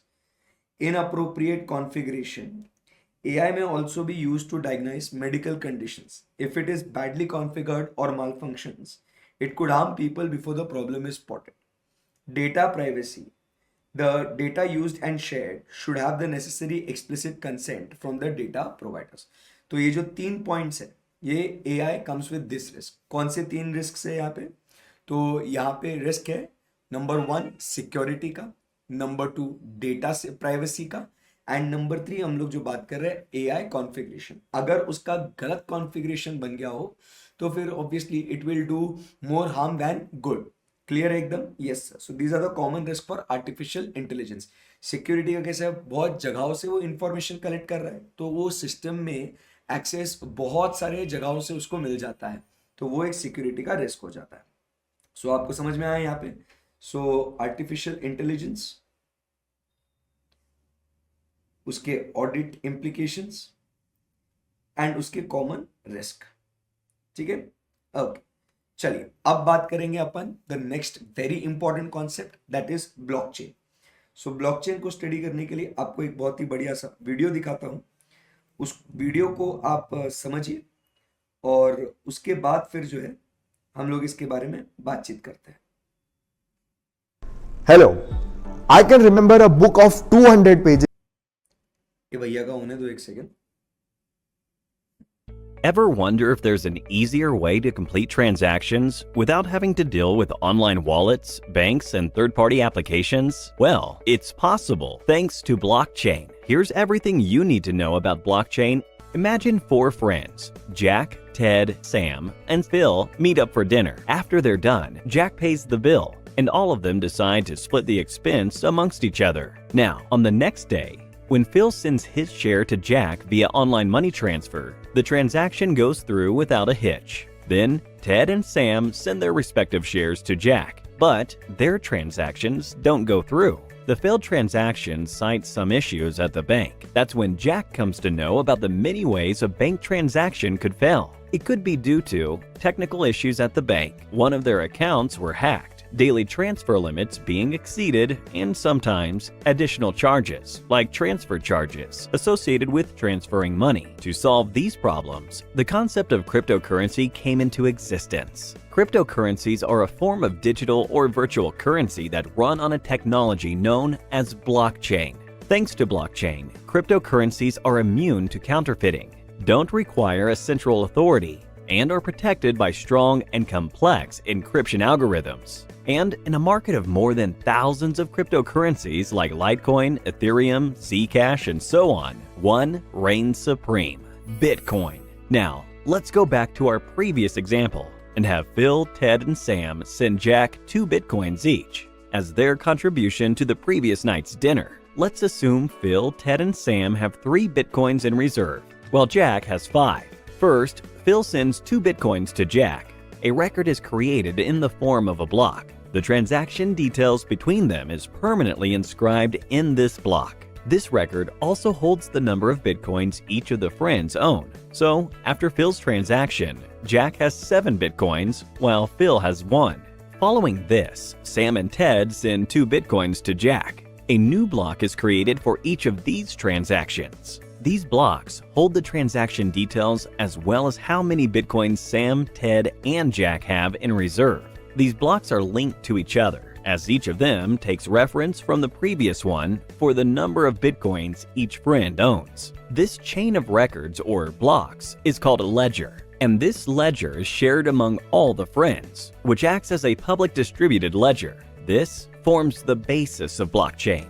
So, what happens when Phil has only 1 Bitcoin left, and he tries to send 2 more Bitcoins to Jack? The transaction will not go through. This is because all his friends have copies of the ledger, and it's clear that Phil has only 1 Bitcoin left. His friends will flag this transaction as invalid. A hacker will not be able to alter the data in the blockchain because each user has a copy of the ledger. The data within the blocks are encrypted by complex algorithms. All of this is made possible with the help of blockchain technology. Blockchain can be described as a collection of records linked with each other, strongly resistant to alteration, and protected using cryptography. Now, let's have a closer look at the Bitcoin transaction between Jack and Phil and find out how it works. Every user in the Bitcoin network has two keys, a public key and a private key. The public key is an address that everyone in the network knows of, like an email address of a user. The private key is a unique address that only the user has knowledge of, something like a password. First, Phil passes the number of Bitcoins he wants to send to Jack, along with his and Jack's unique wallet address through a hashing algorithm. All of this is part of the transaction details. These details are encrypted using encryption algorithms and using Phil's unique private key. This is done to digitally sign the transaction and to indicate that the transactions came from Phil. This output is now transmitted across the world using Jack's public key. With this, the message or transaction can be decrypted only by Jack's private key, which only Jack has knowledge of. Different cryptocurrencies use different hashing algorithms. While Bitcoin uses the SHA-256 algorithm, Ethereum, which is also a famous cryptocurrency, uses one known as Ethash. This transaction and several other similar ones are taking place all around the world. These transactions are validated and then added block by block. The people who validate these blocks are called miners. For a block to be validated and added to a blockchain, miners need to solve a complex mathematical problem. The miner who solves this first adds the block to the blockchain and is rewarded with 12.5 Bitcoins. The process of solving the complex mathematical problem is called proof of work, and the process of adding a block to the blockchain is called mining. With this, Phil and Jack's wallets are updated, just like every person in the network who has completed a transaction. Now that you know about blockchain and its important concepts, time for a small quiz. What is the concept of blockchain that ensures data cannot be altered by any of the users within the network? A. Public distributed ledger. B. Proof of work. C. Proof of stake. D. Hash encryption. Let us know what you think. तो कुछ समझ में आया आप सबको कितना बढ़िया है. So this is what we talk about is the blockchain technology. So blockchain technology की अगर बात करें सो यही कंटेंट अभी अपन को यहाँ पे स्टडी करने का है. So blockchain is based on what a decentralised and distributed ledger. हर एक के पास उस लेजर की क्या होती है दोस्तों, कॉपी होती है. That is secured through what, encryption. जैसे हमने देखा अलग अलग एनक्रिप्शन यूज करता है. So blockchain is what a decentralised, टुकड़ों टुकड़ों में सबके पास एक डिस्ट्रीब्यूटेड लेजर होता है जिसमें क्या होता है, ईच ट्रांजैक्शन जो एग्जैक्टली वो हमने इस वीडियो में देखा, एग्जैक्टली यहाँ पे लिखा हुआ. So each transaction is validated bye blockchain participants creating a block of information that is replicated and distributed to all participants. सबके पास वो इंफॉर्मेशन चली जाएगी. तो इसीलिए क्या हो जाता है कि इसमें अल्टरेशन, टैम्परिंग करना पॉसिबल नहीं है. क्यों? क्योंकि सबके पास क्या हो जाता है, ये इंफॉर्मेशन अवेलेबल होती है. Right? All blocks are sequenced so that any modification or deletion of a block disqualifies the information. कोई भी इंडिविजुअल व्यक्ति उसको चेंज नहीं कर सकता है. उसके लिए वो पब्लिक की और प्राइवेट की, वो दोनों का होना बहुत जरूरी है. Despite resistance, the benefits associated with blockchain technology are recognised across variety of other industries. तो ब्लॉकचेन टेक्नोलॉजी है बहुत बढ़िया. समझ में आपको blockchain? So blockchain is what, a decentralised distributed ledger keeping record of each and every transaction, creating a block of information. Blockchain समझ में आया? Yes sir. सो इसमें क्या क्या एग्जांपल्स है अपना, ये Bitcoin, crypto currency transfer application, blockchain in money transfer, blockchain smart contracts. Right? So अभी अपन बात करेंगे what are the audit implications. So audit में इसके क्या क्या अपने को बातें ध्यान में रखनी है. Auditor should consider appropriate governance and security transactions around the transactions. Although blockchain's core security premise rests on cryptography, there are risk factors associated with it. As blockchain interacts with legacy systems and business partners, concerns relating to insecure application programming interfaces (APIs), data confidentiality and privacy cannot be ignored. तो ये audit में अपन को इस बात का ध्यान रखना है कि अप्रोप्रिएट गवर्नेंस एंड सिक्योरिटी होना चाहिए। जो भी ट्रांजैक्शंस अपन कर रहे हैं उसके लिए ट्रांजैक्शन सिक्योर्ड में होना चाहिए, अपन को एक बार एस्टेब्लिश कर लेना चाहिए। नए नए रिस्क आ जाते हैं, तो वो नए नए रिस्क कौन से हैं इसके अंदर। सो वो बोलता है कि एप्लीकेशन प्रोग्रामिंग इंटरफेसेस जो है वो इनसिक्योर अगर हो गए, इनसिक्योर एप्लीकेशन प्रोग्रामिंग इंटरफेस मतलब जो एप्लीकेशन जिसमें ये अपन ने प्रोग्राम बनाया है ब्लॉकचेन, बराबर है कि नहीं, अगर वो एप्लीकेशन प्रोग्रामिंग इंटरफेस अगर कॉम्प्रोमाइज हो जाता है तो it will create new risk, data confidentiality and privacy can not be ignore. अगर आपका ये एप्लीकेशन ही वीक रह गया, वीक ब्लॉकचेन एप्लीकेशन, बराबर के नहीं, or something auditors can not overlook. अगर वो एप्लीकेशन मतलब ब्लॉकचेन का जो तुम टेक्नोलॉजी तुम्हारे बिजनेस के लिए यूज कर रहे हो, मनी ट्रांसफर्स के लिए या कोई भी, तो उसमें आपको अगर वो आपने एप्लीकेशन वीक बनाया तो फिर भाई रिस्क है। Okay, data privacy laws and regulations may be area of concern as data are communicated across distributed ledger है वो, right? Auditors must be able to determine whether data put on blockchain will expose the enterprise to liability for non-compliance with this applicable laws and regulations. Clear एकदम? Yes. So ये वाली बातें आपको समझ में आ गई, audit implications. So audit implications क्या है? Appropriate governance होना चाहिए and security over transactions. फिर उसके बाद रिस्क फैक्टर्स जो है उसको ध्यान में रखना है कि जो क्या बोलते हैं उसको, एप्लीकेशन प्रोग्रामिंग इंटरफेस है वो सिक्योर हो गया, डेटा कॉन्फिडेंशियलिटी सिक्योरिटी प्रॉब्लम में आ सकती है आपकी, और प्राइवेसी भी।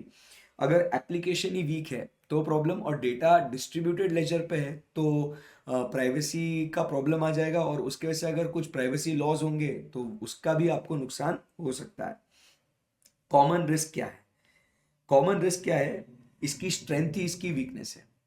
जैसे अपन देखते हैं कि इसमें इतने मल्टीपल ट्रांजैक्शंस अपन करते हैं उसके अंदर, और अगर आप गलती से कोई ट्रांसफर कर लो, पेमेंट कर लो आप, so there is what we say is inability to reverse the transaction and access data without required keys to make the system secure. एक बार अगर आपका पैसा चला गया ना, बराबर, ट्रांजैक्शन आपने कर लिया, करेंसी आपने ट्रांसफर कर ली, गया, खत्म। So you cannot reverse the transaction. उसकी स्ट्रेंथ ही उसकी क्या है? वीकनेस है, बराबर है। But also mean that organisations need specific protocols and management process to ensure that they are not locked out. Also we have to see that they are not locked out of their own application, क्योंकि अगर वो की नहीं रही और की आप भूल गए, problem. Operating through network nodes could expose organization to cyber attacks, data hacks, ये common point है। So security issues are important. Auditor should also ensure that the organization has data management process and complies with regulations. The regulatory landscape is still evolving for blockchain, so audit team should check that compliance managers are following developments constantly and adapting the processes accordingly. Good? Yes. So इसको read करेंगे फिर से एक बार आप, और फिर उसके बाद हम लोग आगे चलेंगे। ब्लॉकचेन,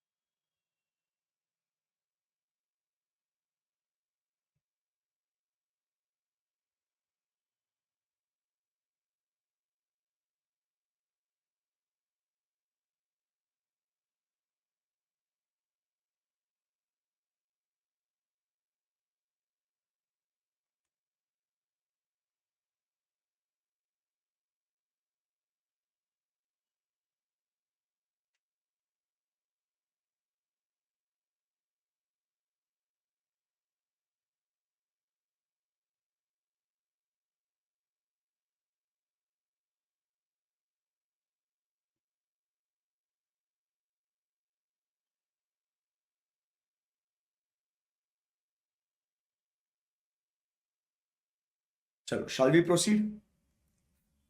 अभी बात करते हैं the next big thing, that is NFTs। Non fungible tokens.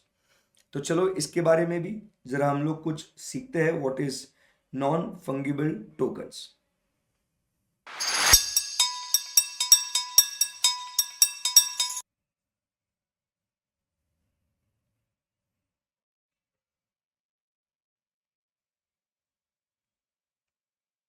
Susan, an aspiring painter. She wishes to conduct an online painting exhibition for all her digital artworks. ध्यान से सुनना। However, as the exhibition is online, she is worried that her paintings won't be secure, as anyone could easily forge or replicate them. Her friend Mark came to her rescue with an idea of NFT. He suggested that Susan could buy NFTs for all her paintings, as NFTs are trustworthy, easily transferable, and will also maintain her ownership rights on her artworks. Susan had no idea what NFTs were, so Mark stepped ahead and explained it to her. NFTs turn your digital assets into one of a kind by creating a unique digital signature, which defines the ownership of your assets, and that can be bought and sold for real money, cryptocurrency, or any other asset, like a non-fungible token, aka NFT. Non-fungible tokens means that they are not interchangeable, and each of them represents unique assets owned by a specific person. On the other hand, fungible tokens are interchangeable and can be divided into smaller units to form the same value. For example, a $100 bill is fungible, as you can exchange it with 5 $20 bills or 2 $50 bills. But the painting of the Last Supper is non-fungible, as it cannot be generated in bulk. Even if it is copied, it will not be authentic. Each NFT contains distinguishable information like who owns the digital asset and who sold it, making them distinct and easily verifiable. As it is impossible to forge such a certificate, it will secure her painting's originality. After learning what NFT is, Susan was curious to know how exactly NFT works. NFT basically creates a blockchain-based digital certificate for your digital collectibles, including games, music, art, and many more. This certificate gives your artwork a unique identity. The underlying technology and the programming language used by NFTs are the same as other cryptocurrencies, such as blockchain and the programming language Ethash or Script. NFT majorly exists on Ethereum blockchain, a distributed public ledger that records all the transactions. However, NFT is quite different from these cryptocurrencies. Bitcoin and Ethereum are fungible tokens, which means if you trade Bitcoin or Ethereum for one another, you will have the same value or item in return, basically money. On the other hand, NFT is a unique token. Therefore, if you try to trade it, you may end up with something completely different in your hands. CryptoPunks is a remarkable example of NFT. It enables you to buy, sell, and store 10,000 collectibles with the proof of ownership being stored on the Ethereum blockchain. After exploring how NFTs work, Susan was convinced and bought NFTs for all her paintings. Due to this, her artworks were secured from any kind of forgery and also gave her artworks a particular value. This contributed to increased sales too, as everyone was easily able to buy the artwork without any fear. All in all, her exhibition was a complete success. Similarly, NFT has proved itself to be a boon in the lives of many others, like Jack Dorsey, the CEO and co-founder of Twitter with his very first and famous tweet, "Just setting up my Twitter," and Vignesh Sundarasan, famously known as Metakovan, who bought $69.3 million worth of NFT art on Beeple. Owing to its increasing popularity, people are now willing to pay hundreds of thousands of dollars for NFTs. NFT has enhanced media exposure and special perks for aspiring artists like Susan on social media. This popularity of NFT creates new opportunities for new art platforms, motivating people to buy art from internet platforms and promoting copyright or originality of digital assets. So, here is a question for you. What makes any item non-fungible? A. Exchangeability. B. Unique digital signature. C. Tradability. D. Distributed public ledger. Please give it a समझा आपको? क्या भारी चीज है ये non fungible tokens. तो understood ना, fungible and non fungible में क्या होता है। तो फंजिबल नॉन फंजिबल में डिफरेंस यही है कि उसको हम लोग बांट नहीं सकते और ये डिजिटल एसेट अपन क्रिएट करते हैं इसको, ठीक है। सो NFT means what we say is unique and can not be replace. ये अपना डिजिटल एसेट है और यूनिक है और इसको रिप्लेस नहीं कर सकते। Unlike physical money and crypto currencies are fungible, means they can be traded or exchanged for one another. NFTs की अगर बात करें are non-fungible tokens which contains the digital signature which makes them what unique. तो आपको समझा, उससे कोई copy नहीं कर सकता है, उसके डिजिटल एसेट सिक्योर रख सकते हैं हम लोग, right. NFTs are what? Digital assets. Example, photos, videos, artwork, sports collectible, etc. NFTs are token used to represent ownership of unique items. NFT allows their creator to tokenize things like art, collectibles, or even real estate. They are secured by blockchain and only have one official owner at a time, right? No one can change the record of ownership or copy paste a new NFT into existence. समझ में आया आपको? Best है. चलिए उसके बाद आगे बढ़ते हैं. What are the key features of NFT? Yes, it is a digital asset, unique, exchange. NFT exchanges take place with cryptocurrencies such as Bitcoin and on specialist sites. What are the challenges of NFT? NFT has its own challenges like ownership and copyright concerns, security risk, market is not wide, online frauds, etc. NFT audit considerations include comprehensive code review for verifying the safety of token. जो हम लोग उसको secure कर रहे हैं, उसको NFTs हम लोग बाय कर रहे हैं, तो वो कोड अपने को रिव्यू करना है. Valid contract, safety token, valid contract, data privacy and potential cyber threats. So this is what my dear friends is NFT. एक बार रीड करो इसको, NFT को.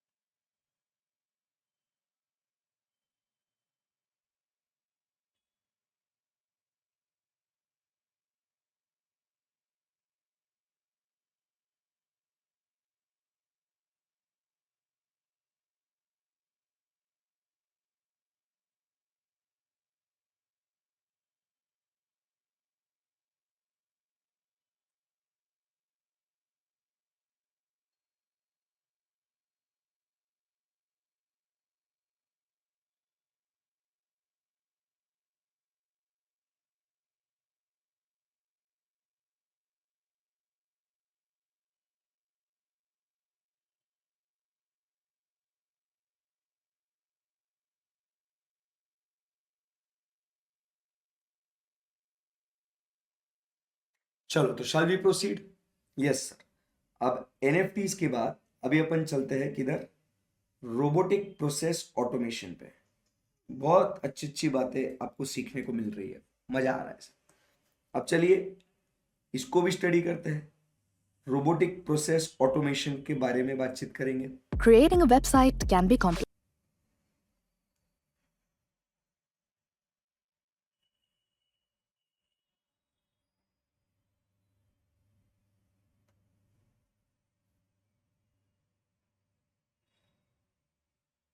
This is Jim. He is an accountant in a multinational company. He handles several invoices and other financial records like monetary transactions, liabilities, checks, and ledgers on a daily basis. One of his tasks is to copy all the relevant information from these invoices, such as the name of the company, invoice ID, and date of processing into a spreadsheet, and mail the sheet along with other financial reports to his superiors by the end of the day.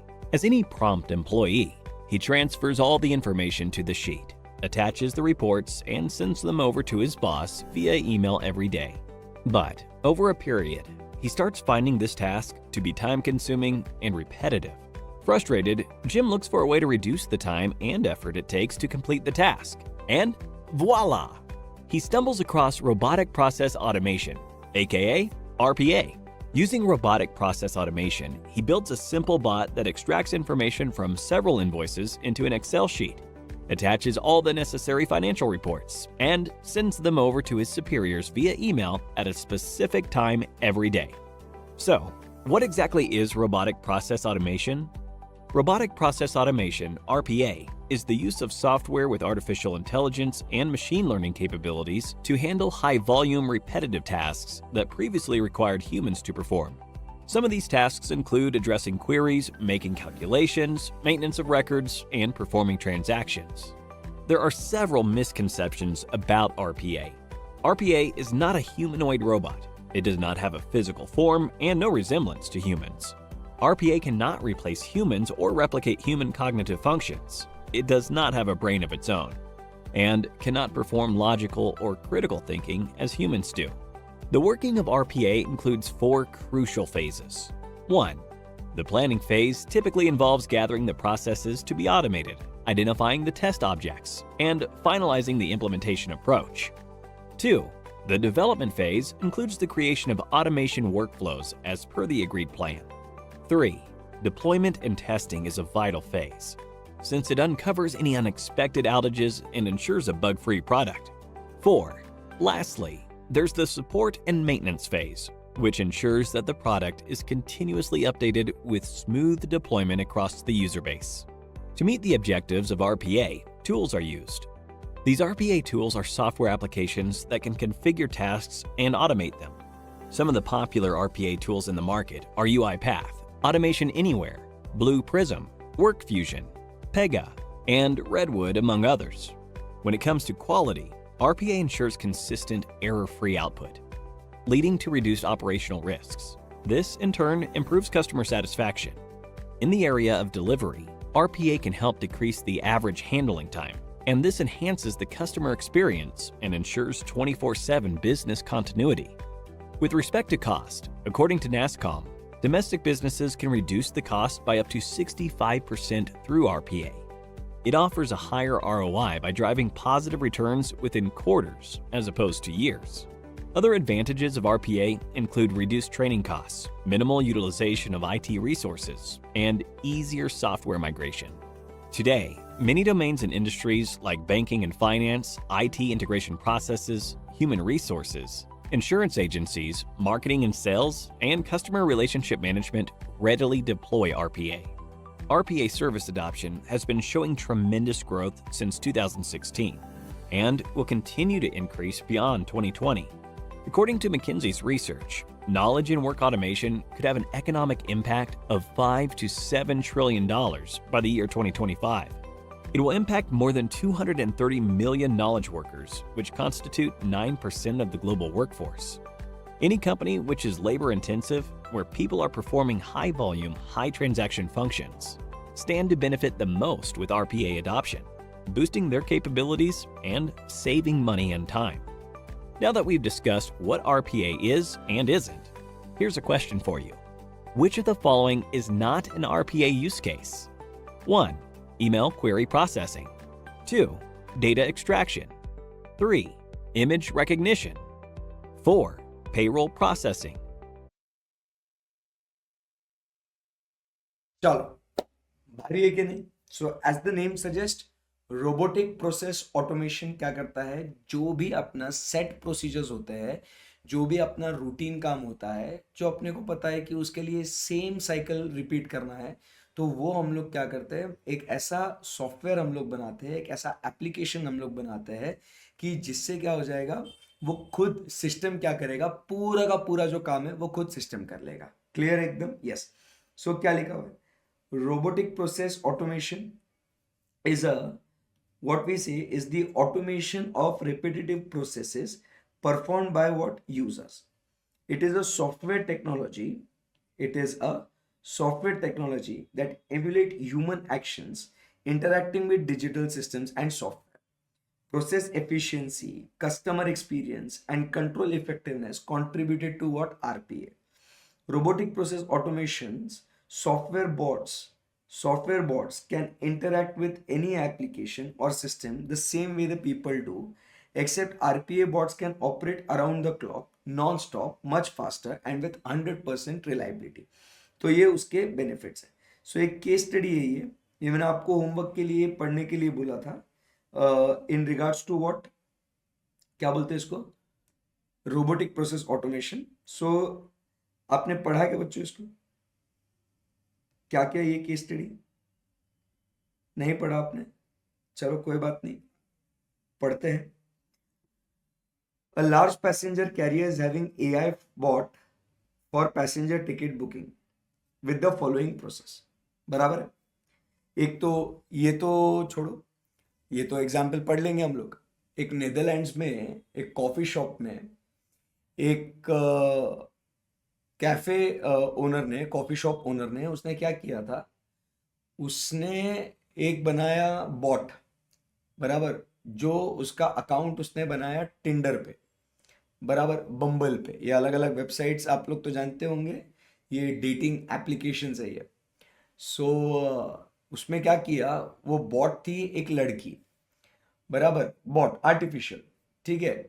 सब repetitive task क्या है सबका, उसने repetitive task दिया उसको, सबको right swipe करने का। राइट स्वाइप मतलब ओके करके, मतलब कि हाँ मैच हो गया करके। तो वो लड़की का ये बनाया उसने प्रोफाइल, और वो बॉट से उसको हर एक को राइट स्वाइप करता था। फिर वो जब बंदा मैसेज करता था कि लेट्स मीट करके, तो ऑटोमेटेड रिप्लाई आता था, सब ऑटोमेटिक, कि क्या बोलते हैं उसको, we'll meet at this coffee shop, जो it is my favourite coffee shop. तो जिस कॉफी शॉप में उसको मिलना था, वो जो बॉट, मतलब जिसने बॉट बनाया ना, बराबर, वो। तो फिर वो बंदा वहां जाता था कॉफी शॉप में जाता था, तो वेट करता था, बंदी तो आई नहीं अभी तक। फिर वो उसको फिर मैसेज करता था, वेयर आर यू, तो बोलता order something, I am coming, ठीक है, वेट फॉर मी। फिर वो ऑर्डर करता था, पैसे भरता था, इवेंचुअली वो नहीं आती थी तो वो निकल जाता था। तो ऐसे करके उसने सेल्स बहुत करे।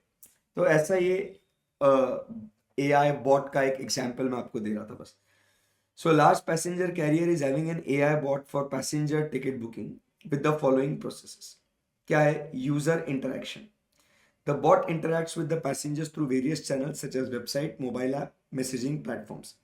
Passenger can initiate a conversation with the bot by providing the travel details, preferences, and other required information. Natural language processing. The bot utilizes natural language processing technique to understand and interpret the passenger request. मतलब अपने को क्या अपन जो अपना normal जैसे conversation करते हैं, हम लोग क्वेरीज वैसे ही टाइप करते हैं। सो वैसा अपन देखते हैं यहाँ पे natural language processing. Query handling. The bot response to passenger queries, जो बेसिक अपने FAQs होते हैं, बराबर, तो वो क्वेरीज वो हैंडल करता है, जैसे कि टिकट अवेलेबल है क्या, फेयर्स क्या है, train schedule, seat preferences, etcetera. Booking process. Upon receiving a booking request, the bot collects the necessary details from the passenger. Please provide us the following details. Repetitive task है, including travel dates, destination, class preference, etc. Integration with what? The booking system. The bot interface with carriers' booking systems to check seat availability, reserve seats, and process payment transaction. It securely communicates the backend systems. Payment processing, confirmation and ticket generation. The bot facilitates secure payment transactions, and then once the booking is successfully processed, it generates the ticket. Ancillary services like कि seat upgrade करना है, मील selection, खाने के लिए flight में अगर आपको चाहिए तो मील भी सिलेक्ट आप कर सकते हो, इंश्योरेंस, एटसेट्रा। उसके बाद पोस्ट बुकिंग सपोर्ट, अगर आपको बुकिंग्स अपडेट करनी है, मॉडिफाई करनी है, रीशेड्यूल करना है, बराबर, तो वो सब, including itinerary changes, cancellation, etc. Integration with customer support. The bot may be integrated with customer support systems to escalate complex queries. तो मतलब बॉट से अगर वो सॉल्व नहीं हो पा रहा है तो फिर इंसान से कम्युनिकेट करो। So following are the illustrative steps to audit the ticket booking bot system. तो ये एग्जाम में ऐसा आपको केस स्टडी आएगा, और फिर ये आपको ऐसा आंसर इसका लिखना है कि आपने ऑडिट में क्या क्या करना है इसका। अगर आपको ये बॉट सिस्टम का ऑडिट करने आया तो आपने क्या क्या चीज़ें चेक करनी है। So identify the objectives and goals of the auditing the IRCTC ticket booking bot. सो उसके ऑब्जेक्टिव्स, मेन पॉइंट अपन हाईलाइट करके रखते हैं, objectives and goals. Determine the scope of audit, identify including the specific aspects of the bot's functionality, bot क्या क्या काम करता है, उसके ऑपरेशंस को इवेल्युएट करेंगे। Regulatory compliance standards applicable for ticket booking, data protection, privacy regulation, etc. Identify and assess the potential risks associated with the ticket booking, that is unauthorized access to customer data, system failure. Comprehensive set of audit procedures to assess effectiveness, efficiency, and compliance with the ticket booking bot. This may include reviewing the system, evaluating the security measures, testing the bot's functionality, assess the performance of the bot, analyze logs. ये बच्चों ये पढ़ो रे, ये तुम रोज office में काम करते हैं इसको. चलो. So audit procedures में क्या क्या आएगा? This may include. Read.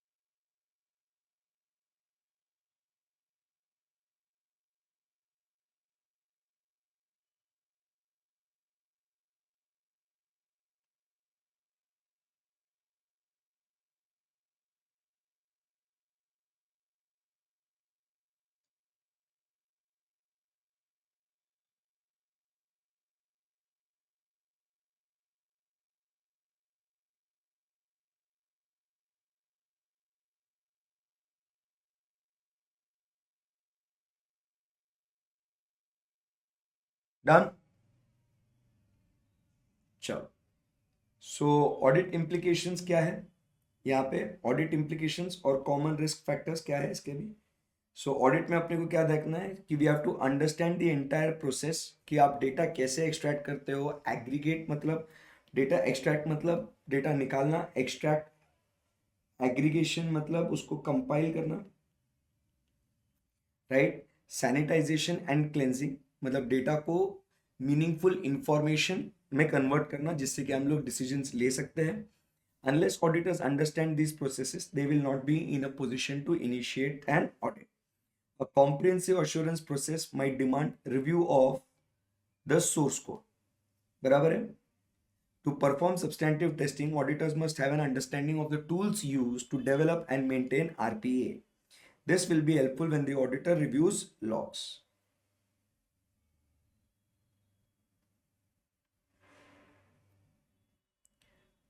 Operational and execution risk, जो सोच के हमने वो प्रोसेस को बनाया था, सिस्टम का ड्रॉबैक क्या होता है कि जैसा उसको बनाया है वो जिंदगी भर वैसा ही काम करेगा. अब अगर आपने उस रोबोटिक प्रोसेस ऑटोमेशन में, उस एप्लीकेशन में अगर कुछ गड़बड़ हो गई, बराबर है, उसका कोडिंग अगर गलत हो गया, तो मुझे बताओ बच्चों क्या हो जाएगा? अगर उसके कोडिंग में प्रॉब्लम है तो वो कंसिस्टेंटली वो गलत काम ही करेगा वो. So that is the risk, बराबर. Operational and execution risk. Change management risk, not following the change management implementation life cycle, improper and incomplete testing leads to inaccurate results. समय समय पे जब आपको अपग्रेड करना है, कुछ नई चीजें आ गई है तो उसके अंदर आपको इंप्लीमेंट करनी है, राइट. तो ये अगर काम आप नहीं करोगे तो eventually in the long run आपको रॉन्ग रिजल्ट्स मिलना चालू हो जाएंगे. RPA strategy risk, setting wrong expectations, right. Improper KPIs and unrealistic business goals creates environment of uncertainty. Management should discuss and analyze complete working. ठीक है. ये RPA to check in days, ये वाला पढ़ो अभी. ये भी होमवर्क के लिए दिया था, अभी पढ़ो इसको. आपने पढ़ा नहीं है मुझे पता है.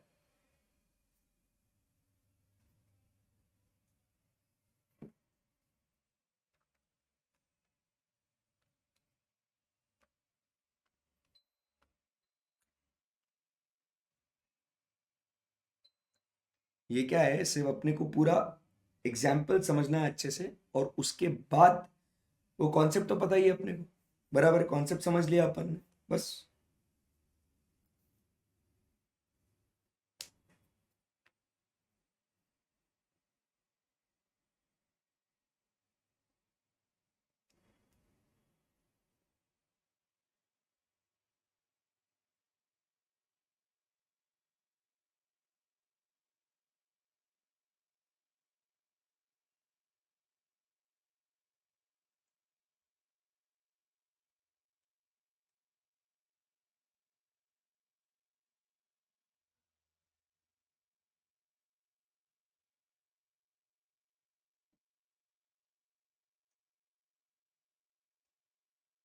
ये केपीआई जो है, ये पूछ रहे हो what is this KPI? KPI is की परफॉर्मेंस इंडिकेटर। अगर आपने रॉन्ग परफॉर्मेंस इंडिकेटर्स लगाए तो। चलो कीप ऑन रीडिंग।